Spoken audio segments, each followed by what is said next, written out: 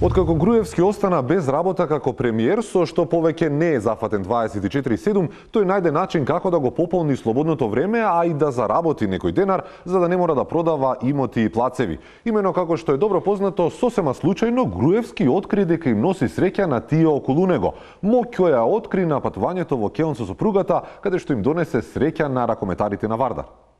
По ова, Никола отвори фирма Среќко Доел Никола и ги понуди своите услуги на сите граѓани. Како што дознаваат вчерашни, граѓаните го ангажираат Груевски за различни поводи и пригоди.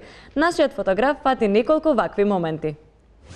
Груевски, освен што е виден во кладилница каде носи среќа за сигурна добивка, тој беше забележан и во акушерската клиника за да носи среќа за машко дете на еден брачен пар. Денојве Никола е забележан и во амфитеатар на испит, како и на автобуската станица со граѓани на кои им треба среќа брзо да им дојде автобусо. Во Матично се слика со младенците за среќен брак. Веќе е пребукиран за прослави за среќна нова 2018 година. Бидејќи Никола не може сегде да стигне, тој најави дека најверојатно ќе направи амајлија за среќа со неговиот лик, која ќе се вика Груевка.